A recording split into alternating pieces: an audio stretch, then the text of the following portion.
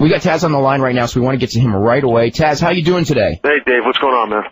No, not too much. How's you've been you've been on main events on pay-per-views before, and now you were like on this pay-per-view, which was probably the biggest, I'm sure the biggest money show probably in the history of wrestling. What's your feelings going in being like a player on a big show as opposed to being like one of the main events on a pay-per-view but not as big? I mean, which made you more nervous, or if that's even the right term?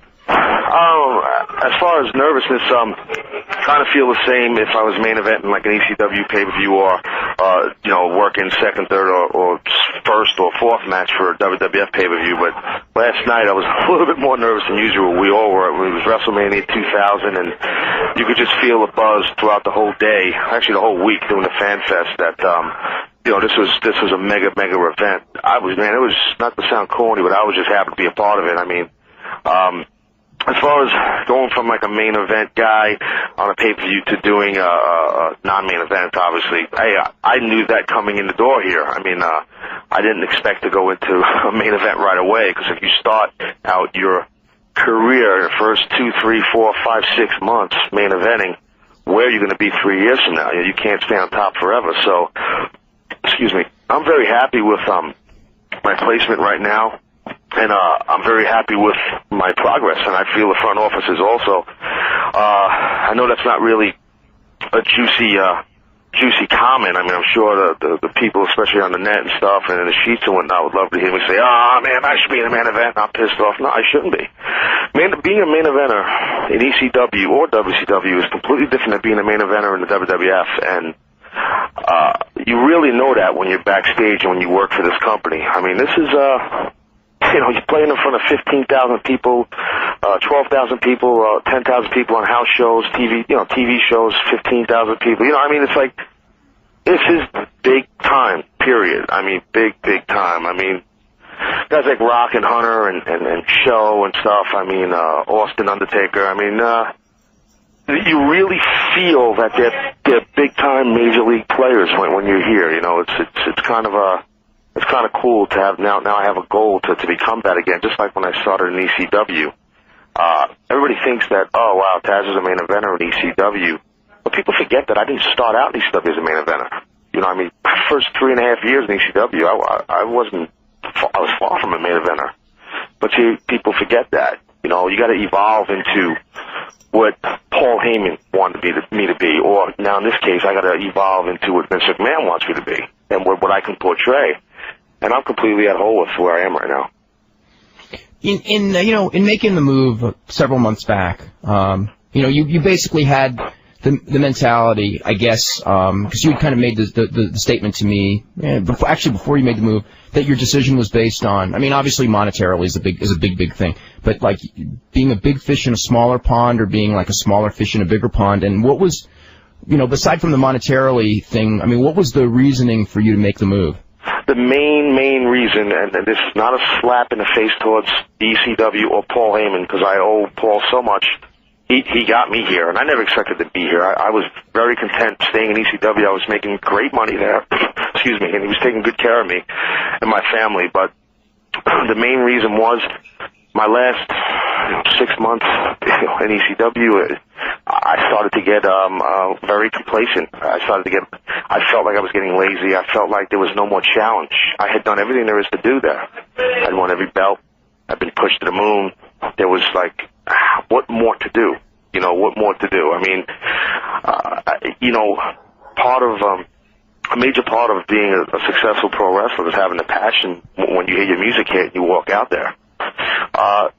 People who know me personally know that I definitely always wanted to perform in front of monstrous audiences, and I always wanted to wrestle in beautiful arenas, and I feel like I've earned my stripes to be able to take a shower if I have a match, or be able to not have filthy locker rooms. But that wasn't the main reason. Those filthy locker rooms and those smaller arenas made me a good living for a long time and got me to this level. But the main reason in a nutshell is I started to feel a little bored. My training was affected by it. I wasn't training as hard. I started to lose that passion. Now coming here, it's like I'm getting a whole whole new realm of people to work with, you know, different people I've never worked with, or people I haven't worked with in years, and, you know, the challenge of not being the top guy, and politics don't play a major role in this company, unlike other companies. So, I mean, if you start getting bored, if you start getting like it's too easy for you, then you have no challenges, and then you can't achieve nothing. And I'm the type of guy that I want a challenge, and let me tell you something, I got a hell of a challenge here. What do you have like a short-term goal as far as like people that you wanna be in there with, or you know, a direction that you want to go, or is right now you're just kind of waiting for something to be given to you, I guess, or something? Well, tonight, after I don't know if I'm really allowed to disclose what's happening tonight, but tonight I'm heading in a direction that I want to be in right now, and I'm starting an angle tonight with someone, so someone that is going to be real cool, and I think we're going to have some really strong matches, and it's going to be a pretty entertaining program. So I'm happy about that, and short-term goal is a good way to put it, Dave, because that's the way you do this. You know, when you work here, you know, after I do this program, I'm hoping to go to maybe somebody else. I mean, for me to name people is hard to do right now. I mean, I definitely would like to go back to do stuff with Kurt Angle again. I mean, I feel like me and Kurt have a really good mixture in there together. We play off each other real well. I'm looking forward to working with guys like Eddie Guerrero, who I think has become one hell of a heel here, fast. You know, Benoit, obviously, Chris Jericho, and I think can do some really good business. I mean, I'd like to stay in the mix with those type guys, and I think that we could do some really cool stuff. Do you expect to get like more mic time now that you have a new program? I guess it's starting to start tonight. Yeah, I think that's going to start coming. I mean, so many people, like, on my website, I mean, message board, everyone's like, why don't you talk more? And I hear it all the time everywhere I go. Why don't they let you talk? Why don't you let you talk? I mean, I had to prove myself. I believe there's the reason why I wasn't talking. I had to prove myself as a competitive worker and a hard-working wrestler, and to get my character over as a kick-ass, no-nonsense type of, you know, street guy, street thug, what have you. And now, it's a pre-tape going on right now. You're getting it live, right? What do you call it? I think that my time will definitely start coming real soon. And I'm happy about that, because I'm really anxious to start doing that, and I think the front office wants me to start doing it too. And I actually was wondering this myself, is did you get any of that glass on that closing spot in your match last night, in your eye or anything like that? Yeah, a little bit. They're taking it out with a wet Q-tip or some crap. I think a lot went in it, and then it came out as I was rubbing my eye. I was on the mat. It got me pretty good. It didn't cut my eye, and it didn't cut my eyeball. I was lucky. It just there was a small piece stuck in my eye that they'd taken out, but yeah, it wasn't that bad though. I made it look worse than it was. Oh, okay. They say I can't sell, you know. No. What's your feeling coming? What's your feeling coming off of that show? Was it, as an experience, how would you compare it to, say, an ECW pay-per-view after the fact? Well, that's a tough question. A good question, but tough question. I mean, ECW pay-per-views, a lot of times I had the weight on my shoulders. I mean, it's kind of cool not having the weight on your shoulders, but I also kind of miss it, you know what I mean? So, because I was used to it. But the feeling after this show was amazing, because it was a big success. You know, we had a post-WrestleMania party at the hotel for the staff and VIPs and stuff, and you could just feel the electricity throughout, the building, from the boys to the people who work behind the scenes to the office. You know, everybody was just so happy, and it just felt like we won the big game, that type thing, you know. It was a real cool success party. Everybody just eating, drinking, having a good time and all that stuff, and it was a really cool feeling, and I'm new here, so it was like, it just felt cool to be, it's a real team atmosphere here, you know, it really is. As far as the hardcore battle royal, I was, at first, when I was told I was involved in it, and I seen all these guys involved, I'm like, well, man, this this could be this could be bad because there's so many bodies involved. And a lot of times when that happens, it gets to become a cluster, you know. But it ended up, man, each minute that ticked by during that match, it was cool. I mean, and I watched the replay last night, and the camera, I mean, watching on TV doesn't do it any justice. I mean, if you were there, I mean, anywhere near ringside, man, we all were just tattooing each other. Believe me. In ECW, I've done a lot of stuff like that, worked real stiff with guys, but this was stiff. I mean, we were going. I mean, believe me, 15 minutes too. So it was. We were all kind of banged up from it. All of us. A couple of guys had to get stitched up. Crash Holly had to get some stitches. Pete Gas had to get some stitches. So I got a big lump on my head. A couple of guys are screwed up. So I mean, you know, but we all knew we had to go in there and work real tight.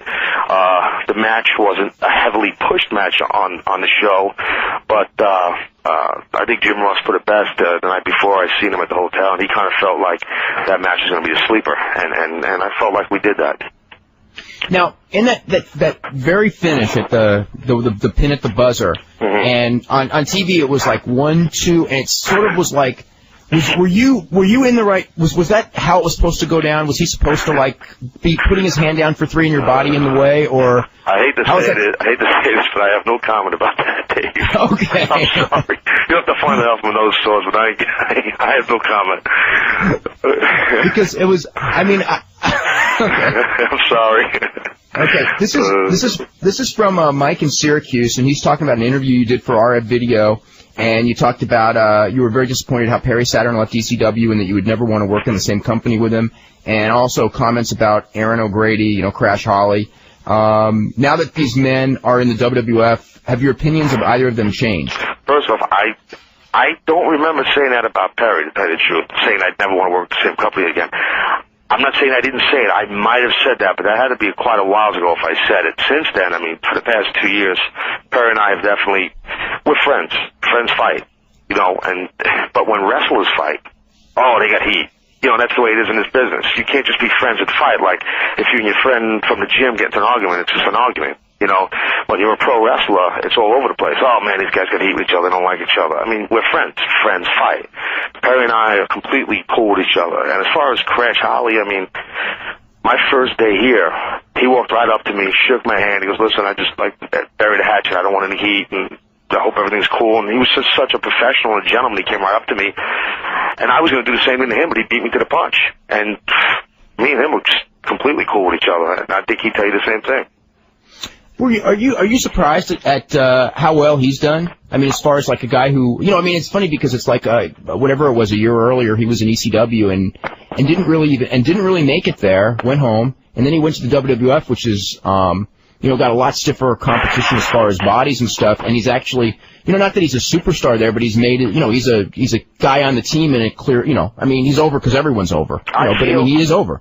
Dave, I'll tell you that. I feel he's a superstar. I feel, and this is like a kiss-ass thing, but I feel 99.9% of our locker room are superstars. I mean, that's the way this company's booked. That's one of the reasons why I came here. It's written that way.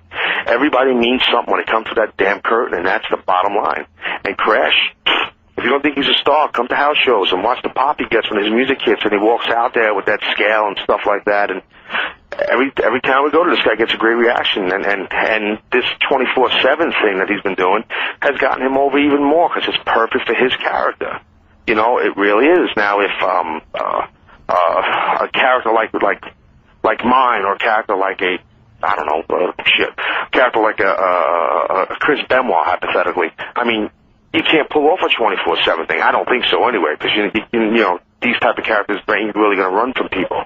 But Crash's character fits perfect. You know, he's this little guy that's just scooting and running from everybody, and then he always ends up on top. So, you know, it's I think it's really made him. But he's a hard worker, man. I mean, I'm the one who referred him to Paul Heyman to bring him into well, Spike told me, and I told Paul about him to bring him into the company into ECW. I mean, the guy's a very talented guy. He's always been, and just now they're giving him an opportunity, and then he's scoring with it. Were you disappointed at all that the Kurt Angle thing went only, you know, I mean, it started out fairly strong, and then it kind of, I don't know if it got dropped or something, but they took you guys in different directions? Yeah, I was a little, I don't want to say disappointed. I was kind of hoping they would keep going with us. But, you know, I was really new. I'm still new, but I was real new that I was only here a couple of weeks, and I don't know what it was. I don't know really why they, you know, when you're in the WWF, you know, a couple of months, you don't really question no one, Dave. You know, you're not going to do that. You know, before you come in, you might think you're gonna, but the tone is set when you're here. You know who the bosses are and the main boss. You know your role, and you try and fit in. And then as you earn your stripes a little bit, you pay your dues a little bit. You try and, you know, get over more and more. And Kurt and I got a feeling that eventually the company will go back to doing an angle with him and I think that. I really, like I said earlier, I think that we play off each other real well, and we work pretty good together. I'm trying to think, what, as far as, like, your departure from ECW, did you expect, just go back to the thing in Chicago, that night in Chicago where you lost the title? Yeah. I know you had 3 or 4 matches afterwards, but that was kind of like the big hurrah. Everything else was sort of anticlimactic, I felt. Everything else was a waste of time. But, okay, now, in that one, what were your thoughts as far as coming out that night? I mean, did you know that everyone was going to know you were leaving? Because, you know, and just the way they reacted and the fact that they basically turned on you at the beginning and then they were all with you at the end, which was kind of a unique situation. Yeah, it was unique. When I walked out, I knew that most of them would know that I was leaving, and I figured I'd get a "you sold out" type chant, which is a big crock. But they're going to chant something, but I didn't expect every one of them to do it, and it was like overwhelming. And I got to be honest, I wasn't like a puss or nothing, but it was you know, before I took the towel off my head, it was affecting me. It was like upsetting because I gave so much to those people for 6 friggin' years. You know, from merchandise to helping train guys to being a team player and being a company man and being a competitor in the ring and busting my ass, coming back from a neck injury that would have put most guys down for good. And, man, they just forgot. They just forgot. And I got pissed. And by the time I hit the ring, I was just like, frig 'em. I'm just going to go out here, have a good time with Mike Awesome and Tanaka. You know, and at that point, I didn't really care about giving the people their money's worth. And I'd never done that before. I didn't care about them because they didn't care about me. And I got pissed, and I did my job, and I felt like it was the right thing to do, and so did Paul to, you know, endorse the new champ as in Mike Awesome, and then they decided to get with me when like they forgave me for leaving type deal because I handed over the belt. So then I'm like, okay, fine, I forgive you for, you know, healing me when I walked out. You know, it's a moment I'm not going to forget, obviously, but you know, there's nothing I can do about it. You know, people are always going to pass judgment on you, and you know, I made this move to better for my career, and that is not just money, because it wasn't a money thing. The deal that Paul and I were working out was a great deal, you know, and I just felt like it was time to move on. Now, you had just mentioned a second ago, you know, coming back, there was that lag period, because that was, what was it, like August, and you started in WWF, I guess, January, and then you had a few matches in ECW, and you kind of indicated that you thought were kind of a waste of time, and then, you know, several months before starting actually with WWF, I guess it was kind of an agreement with, I don't know if it was Paul and Vince and you, or how that all went down, but explain how that whole period went down. Well, when I was, after Chicago? Yeah, when you pretty much had agreed to go and before you actually started, you know, it was a couple-month period there. You're talking about when I kept wrestling those matches. Well, it was a tense period. It was tense between me and Paul because it wasn't that I didn't want to go and put the guys over. I didn't care about that, even though all these people out there that think they know me and don't know crap about me think that I care about putting people over, and I don't. I prove that and prove it time and time again. I wasn't comfortable with going in there and working these matches because, like you said earlier, you hit the nail on the head. I felt it was anticlimactic also. That was such a strong moment in Chicago when I left that ringside area. And to come back now and wrestle Sabu and wrestle Awesome again, you know, and wrestle Van Dam, it was just like, ugh, you know, why? Just that old style, you know, 1980s, oh, you got to put guys over on the way out. Okay. You know, it's just I felt like it was me and Paul were on completely two different pages with that, you know, and I was not happy about it. I never said I don't want to do it. I did tell him I wasn't comfortable doing it, and emotionally, more or less, and I felt like I wasn't going to give the people their money's worth. But, you know, it all worked out. It's water under the bridge. Now, as far as were you frustrated at all that, you know, it was such a long, I mean, because like a lot of times with wrestlers, you know, if they're off TV for 3 weeks, they kind of start getting the jitters, you know, because you were actually off TV as a push commodity for a couple of months before your WWF start. Did you, like, I'm not saying worry about it because, I mean, there's nothing to worry about, but just kind of get that itch of, like, God, you know, I wish I was in there right now, especially with WWF business being so hot at that period? Yeah, I was definitely antsy, you know, but I knew that, you know, Vince would pick the spot for me to debut. Paul having me sit home, you know, the man paid me. You know, he did offer so I didn't form ring rust, that I could work house shows and stuff and just to keep it in the ring, and he did offer me that, and I give him credit for that, but I said no thanks, and I just took the time to hang out with my family, and, you know, my son was only a couple months old at the time and stuff, and spent time with my wife and just train and stuff like that, get better shape and heal up injuries, you know. It was a frustrating time, though. It really was, because I was just sitting home doing nothing, you know, and I wasn't used to doing that. Having a son, did that play, or what part did that play in your decision to go to WWF? Or no part, did it play no part, or was it part of the motivation? Wait, say that one more time. I lost you a little bit. You know what? Having your first son, did that play a part in your motivation to want to go to the WWF, or was that not even part of the deal? No, a little bit. Not really, Dave. To tell you the truth, it wasn't like a major part of it. It really wasn't a major part of it. I mean, Paul always took care of me financially. I was very happy with the money he was paying me for quite a while, and it wasn't that. I mean, yeah, granted, when you work for Vince, you know, there's a lot more financial security for your family, obviously, but, you know, Paul's going to do great, and his company's going to survive, and believe me, a lot of people here at WWF are rooting for him. That's the truth, and I think he's going to do great. And if I decide to stay in ECW, I mean, I felt the same way. I mean, my son being born, it was a small portion, but not really, not a big portion at all. When Eddie Guerrero and Chris Benoit, Perry Saturn, Dean Malenko all came over at the same time, and you had just started. Did you feel good in that, you know, one of the stigmas, if you had a stigma going in, it was your height, and now you had 4 guys who were, you know, your size, you know, and, you know, or your height size anyway, right. That you had guys to work with, they're all, you know, really, really good wrestlers that you could do programs with, and you wouldn't, you know, did that make you feel more comfortable, or was it just like, you know, or was it not even, you didn't think about it? Good question. In a way, I did feel good about it, but then it's like, well, look, you know, here's these other guys that are under 6 foot, you know what I mean? But then there was a part of it, it was like, you know, I thought it was cool coming in here because all these guys are 6'4", 6'5", 6'6", you know what I mean? For the most part. Not all of them, but for the most part. I felt like I could stick out.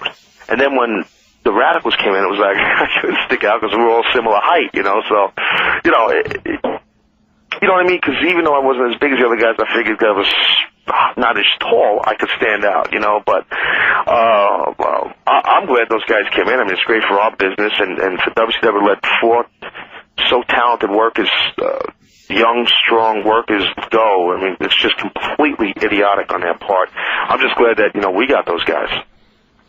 Taz, I know that we've got to head to a commercial, and I know that you've got to head to a TV taping. Yeah, live TV, yeah. I know, that's right. Well, that's right. Live TV in just about an hour, 2 hours, I guess, for the Raw show.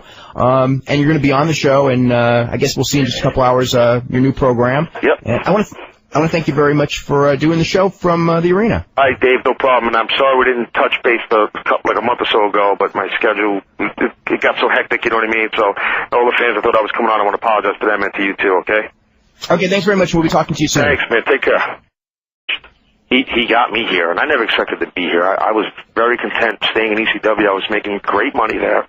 Excuse me. And he was taking good care of me and my family. But the main reason was my last 6 months in ECW, I started to get very complacent. I felt like I was getting lazy. I felt like there was no more challenge. I had done everything there is to do there. I'd won every belt. I'd been pushed to the moon. There was like, what more to do? You know, what more to do? I mean, you know, a major part of being a successful pro wrestler is having the passion when you hear your music hit and you walk out there.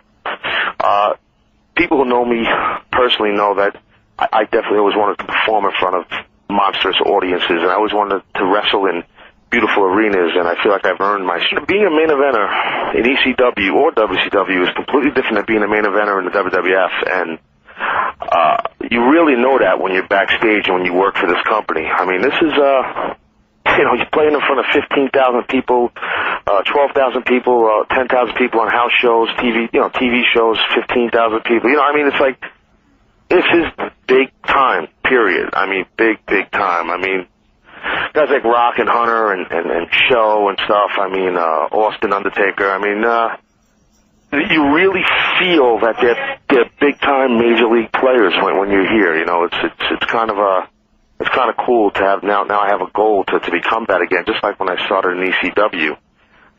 Everybody thinks that, oh wow, Taz is a main eventer in ECW. But people forget that I didn't start out in ECW as a main eventer. You know what I mean? First. We got Taz on the line right now, so we want to get to him right away. Taz, how you doing today? Hey Dave, what's going on, man? No, not too much. How's you've been you've been on main events on pay-per-views before, and now you were like on this pay-per-view, which was probably the biggest, I'm sure the biggest money show probably in the history of wrestling. What's your feelings going in being like a player on a big show as opposed to being like one of the main events on a pay-per-view but not as big? I mean, which made you more nervous, or if that's even the right term? As far as nervousness, kind of feel the same if I was main eventing like an ECW pay-per-view or working second, third, or first or fourth match for a WWF pay-per-view. But last night I was a little bit more nervous than usual. We all were. It was WrestleMania 2000, and you could just feel the buzz throughout the whole day, actually the whole week doing the Fan Fest that this was a mega event. It was not to sound corny, but I was just happy to be a part of it. I mean, as far as going from like a main event guy on a pay-per-view to doing a non-main event, obviously, I knew that coming in the door here. I mean, I didn't expect to go into a main event right away, because if you start out your career, the first 2, 3, 4, 5, 6 months main eventing, where are you going to be 3 years from now? You can't stay on top forever. So, excuse me, I'm very happy with my placement right now. And I'm very happy with my progress, and I feel the front office is also. I know that's not really a juicy comment. I mean, I'm sure the people, especially on the net and stuff, and in the sheets and whatnot, would love to hear me say, "Oh man, I should be in a main event." I'm pissed off. No, I shouldn't be. I mean, 3.5 years in ECW. I was far from a main eventer. But see, people forget that. You know, you got to evolve into what Paul Heyman wanted me to be, or now in this case, I got to evolve into what Vince McMahon wants me to be, and what I can portray. And I'm completely at whole with where I am right now. In making the move several months back, you basically had the mentality, I guess, because you kind of made the statement to me, before you made the move, that your decision was based on, I mean, obviously monetarily is a big thing, but like being a big fish in a smaller pond or being like a smaller fish in a bigger pond. And what was, aside from the monetarily thing, I mean, what was the reasoning for you to make the move? The main reason, and this is not a slap in the face towards ECW or Paul Heyman, because I owe Paul so much,